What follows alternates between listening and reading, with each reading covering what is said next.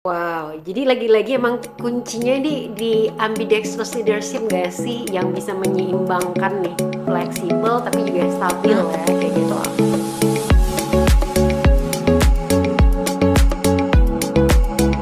Halo sahabat Sarastia, selamat datang kembali di Sarastia Talks, tempat kita ngobrol santai tapi mendalam nih tentang cara membangun bisnis dan tim yang unggul di era cuan. Saya Mistia dan hari ini saya kembali lagi nih ditemani oleh pakar kita dalam hal people dan proses. Seorang trainer senior dari Sarastia Agility Innovations, Miss Elvira. Selamat datang kembali Miss El. Halo Miss Ria, hai Sobat Sarastia, selalu senang berada di sini ya. As always ya. Oke Miss El, hari ini kita mau membahas topik yang sepertinya menjadi dua sisi dari mata uang yang sama nih, yang bikin pusing banyak manajer.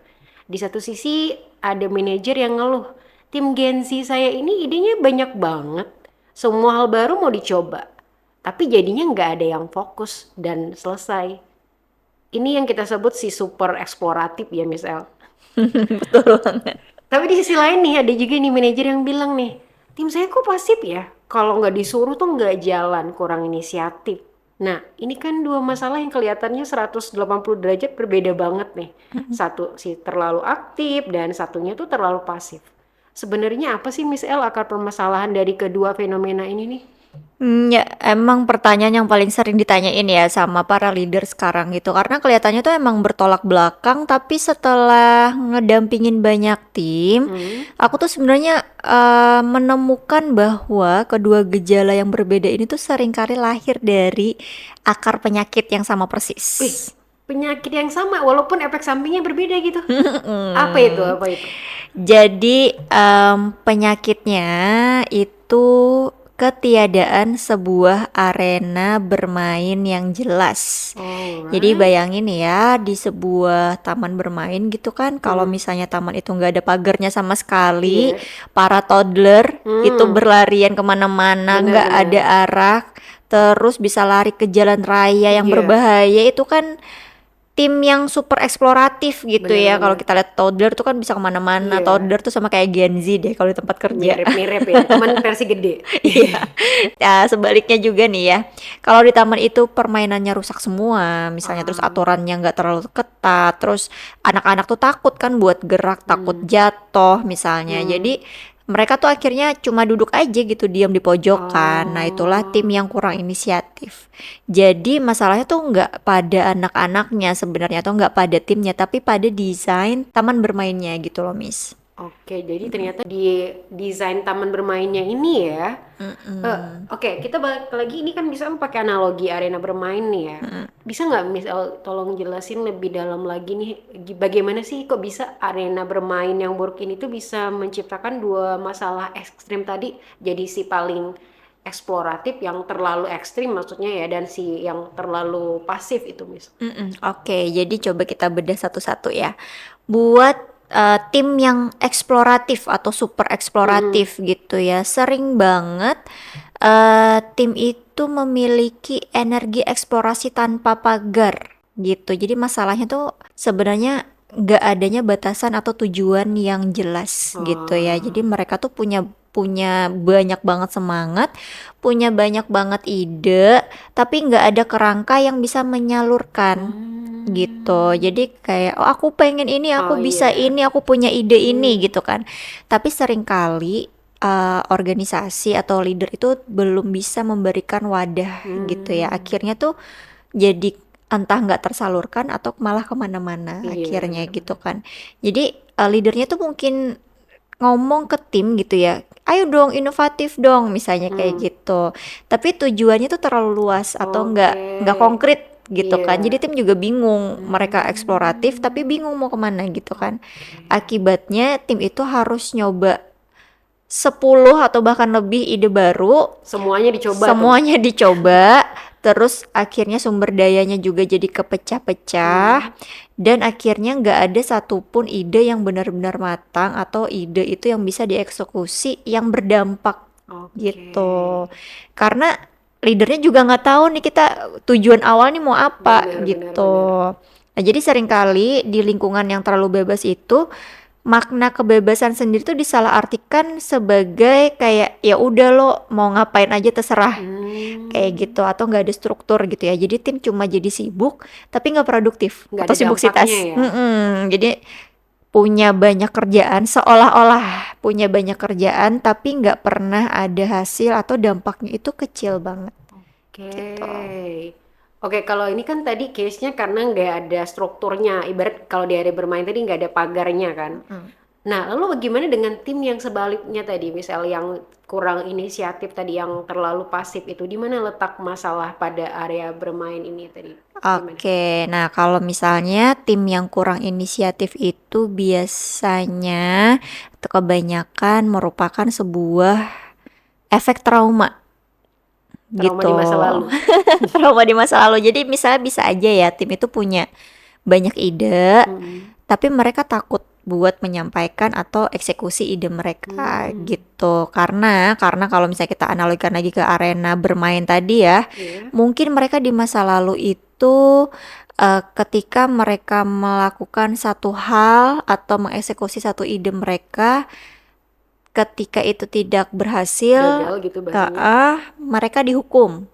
Iya, iya. Misalnya, bukan hukuman kayak Iya, dipukul gitu, enggak bener ya. ya. Misalnya akhirnya jadi di-blame terlalu keras gitu oleh leader, akhirnya mereka jadi takut salah.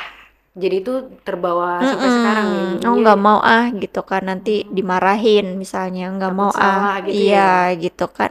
Jadi kalau misalnya dulu mungkin mereka mau coba sesuatu dan gagal terus disalahin, akhirnya em, tim jadi takut gitu kan. Apalagi kalau misalnya leadernya marahinnya over banget Dan gitu di depan ya. umum Oh, lagi bisa maksudnya kayak gitu. jadi. Nah, terus akhirnya ketika satu saat leadernya itu minta mereka untuk memberikan ide atau minta Iya, mereka untuk berinovasi, mereka jadinya diem aja oke. gitu. Nah, jadi ketakutan itulah yang bikin mereka tuh memilih strategi yang paling aman. Nunggu perintah. Paling aman ya. Iya, Main apa aman berarti kata ya. bos aja Iya, kan gitu. nanti biar balikin kan kata bos gitu ya. Gitu. Jadi biar kalau misalnya itu gagal tuh blame-nya tuh nggak ke mereka gitu. Jadi Hmm, itu berdasarkan apa kata leader aja deh gitu. Nah, jadi sebenarnya itu tuh mekanisme pertahanan diri ya. Jadi bukan berarti Gen Z itu nggak punya ide, tapi sebenarnya itu benar-benar. mekanisme pertahanan diri mereka biar mereka aman Benar. gitu, nggak berasa terintimidasi atau misalnya nggak berasa kayak posisi mereka terancam gitu ya kalau mereka Hmm, melakukan kesalahan. Jadi ya mikirnya aku ngerjain apa yang disuruh aja deh gitu, aku nggak mau disalahin. Jadi energi eksplorasi mereka tuh bukannya nggak ada tapi terpendam atau takut untuk mengeluarkan itu gitu Miss. wow.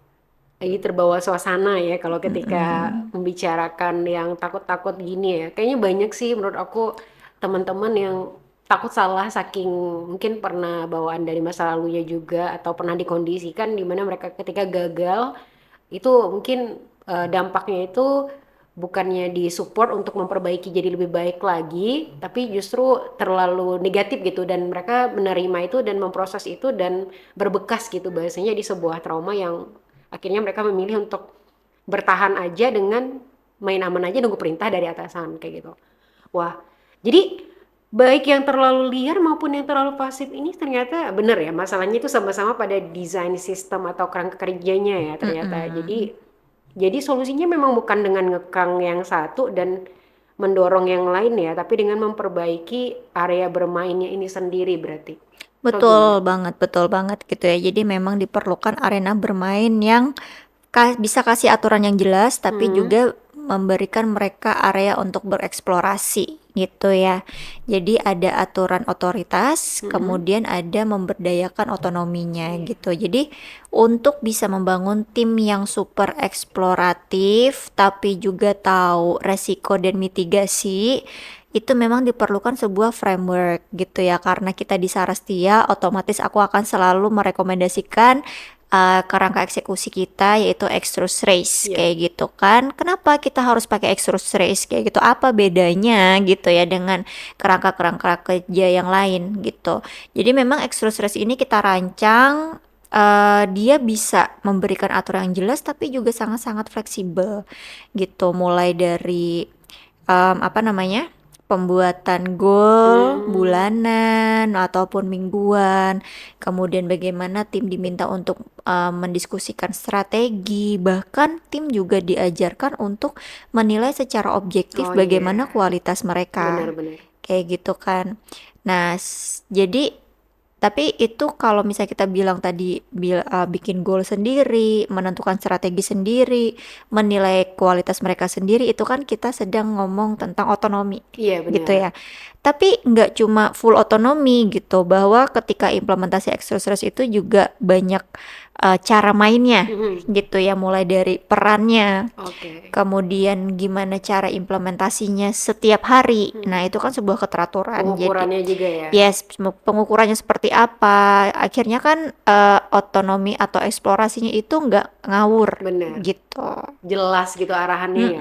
Betul banget. Oke, kalau tadi kan frameworknya ini memberikan pagar nih bagi yang si Mm-mm. paling terlalu liar ini kan. Nah, gimana nih konsep dari pengimplementasian framework ini bagi yang kurang inisiatif nih, Miss El? Apakah mereka makin tidak bekerja atau makin takut atau gimana ini? Oke, jadi kalau buat tim yang kurang inisiatif, framework yang kita bahas tadi ya, atau extrude race tadi, itu fungsinya tuh sebagai pemicu gitu, dan Justru jadi juga pemicu ya? pemicu, Oh, dan justru juga itu merupakan safety net. oke. Oke, pemicu, trigger, tapi juga safety net gitu Oke. ya. Jadi kejelasan goal yang ada di dalam mingguan ataupun bulanan itu sebenarnya memberikan sebuah area yang aman dan terdefinisi gitu untuk Jelas ya mengambil jadinya mereka ya. inisiatif gitu ya. Dan goal ini juga bukan bukan berarti semata-mata tuh kayak mereka menentukan goal bulanan, enggak gitu. Hmm, Goal itu diberikan atau diekspektasikan oleh para stakeholders. atasannya tadi ya. Yes, gitu. Namun tim diberikan kebebasan untuk merumuskan cara untuk mencapai itu gitu. Nah, jadi lebih lebih spesifiknya lagi gitu ya. Kan di dalam tim itu punya leader atau Bener. kita bilangnya race leader gitu ya. Iya. Race leader ini tuh harusnya bersifat atau mempunyai karakter kayak coach yang suportif gitu. Jadi bukan Hmm, kayak bos. oke. Nah, kayak gitu kan. Jadi secara perlahan itu bakal membangun psychological safety. Artinya ketika tim itu diminta untuk merumuskan cara, misalnya tadi ya, leader itu nggak boleh kayak wah cara kamu salah, wah Oke. ini kurang efektif gitu ya, tapi lebih mengarahkan gitu. Sebenarnya seru banget ya kalau kita ngomong tentang X-rays ini secara detail, karena X-rays ini apa ya, plusnya itu bisa kita kaitkan dengan peraturan organisasi, atau Peraturan kita bisa organisasi. bilang tata kelola, Oke. atau kita bisa bilang teman-teman mungkin taunya SOP Oh iya. gitu. Nah, itu bisa banget dilingkan ke sana. Oh iya. Artinya se seeksploratifnya tim itu nggak akan mungkin lepas dari panduan organisasi. Karena terintegrasi ya. Betul gitu. Nah, itu memang perlu banget peran race leader di dalamnya. Gitu. Gitu, Miss. Oke, jadi balik lagi ternyata satu arena bermain yang sama, yaitu framework tadi, tapi yang seimbang, ternyata bisa menjadi obat bagi dua penyakit yang tadi kelihatannya beda tadi ya, si Mm-mm. yang overaktif lah, yang satunya terlalu overfasif lah gitu bahasanya. Tapi Miss L, aku ngerasa kok untuk bisa menerapkan framework ini atau menyeimbangkan lah ya bahasanya arena bermain ini itu lagi-lagi bukan cuman timnya yang butuh framework, tapi pemimpinnya, pemimpin lagi-lagi kan kuncinya juga pemimpin adalah kunci gitu bahasanya ya. Juga butuh mindset yang khusus nggak sih? Karena kan pemimpin nih yang harus bisa jadi wasitnya sekaligus jadi pelatihnya tadi gitu. Oke, betul banget ya. Jadi, leader itu tuh kayak jantung gitu buat permainan atau apa ya, peran mereka di dalam framework ini atau di dalam extrude race ini gitu ya. Dimana mereka harus mampu menjadi seorang ambidextrous leader gitu. Maksudnya apa gitu ambidextrous leader itu? Jadi seorang pemimpin yang bisa menari gitu ya antara Oke. dua peran. Satu sisi dia harus bisa jadi penjaga struktur yang tegas, Dia harus memastikan bahwa race goal itu dipenuhi, dipatuhi, dijalankan, dicapai gitu. Tapi sisi yang lain, dia atau coach ini juga bisa menjadi servant leadership atau menjadi coach yang penuh empati dan percaya gitu ke timnya. Jadi leader itu harus mampu memberikan otonomi kepada timnya untuk mereka bisa mencari cara terbaik. Terus mereka juga mengeksekusi strateginya dengan rasa aman gitu kan. Terus juga leader ini harus fokus pada pertumbuhan tim gitu. Jadi biar tim itu diberdayakan dan ditumbuhkan. Nah, kemampuan itu yang tadi kita bahas gitu ya, yang bisa menari di dua peran ini itu sebenarnya yang sangat-sangat diperlukan ketika harus menghadapi tim yang sekarang mayoritas Gen Z gitu. Mereka butuh kebebasan tapi juga butuh Keteraturan. aturan. Betul banget. Gitu. Wow, jadi lagi-lagi emang kuncinya di ambidextrous leadership gak sih yang bisa menyeimbangkan nih, fleksibel tapi juga stabil ya kayak gitu. Betul. Oke, jadi kesimpulannya untuk mengatasi tim yang terlalu eksploratif maupun yang kurang inisiatif ternyata obatnya sama, yaitu sebuah sistem yang seimbang tadi yang bisa lewat framework tadi dan juga pemimpin yang juga mampu bersikap seimbang yang tadi karakter ini ya ambidextrous leadership tadi. Wah, ini luar biasa sih ini. Kayaknya organisasinya bakal keren banget kalau udah mempunyai framework yang bisa menampung nih ya semua ide-ide kreatif tapi juga bisa memberikan keteraturan ya bagi tim dan juga ditambah dengan pemimpinnya juga yang bisa memberi keteraturan juga di satu sisi bisa memberi otonomi gitu ya, kebebasan kepada timnya. Wah, seru nih. Thank you banget Miss Elvira atas wawasannya yang sangat mendalam sekali ya ini ya. Oke, Sobat Sarastia, bagi Anda, pemimpin yang mungkin sedang menghadapi masalah satu dari dua tantangan ini, baik yang si super eksploratif atau yang si super pasif tadi, dan ingin belajar lebih dalam tentang bagaimana sih cara menjadi seorang ambidextrous leader, serta bagaimana sih merancang arena bermain nih yang tepat untuk tim Anda. Kami punya solusinya. Kami mengundang Anda untuk bergabung dalam program unggulan kami, kelas membangun tim Ambidex. Jadi di kelas ini Anda akan mendapatkan semua alat, teknik, dan peta jalan yang membantu Anda untuk mentransformasi tim menjadi tim yang super, yang seimbang, mandiri, dan inovatif. Jadi langsung aja kunjungi website kami di sarastia.com untuk informasi lengkap dan jadwal kelas terdekat. Sekali lagi, terima kasih Miss Elvira. Dan terima kasih Sobat Sarastia telah mendengarkan. Saya Miss Ria, sampai jumpa di episode Sarastia Talk berikutnya. Bye-bye.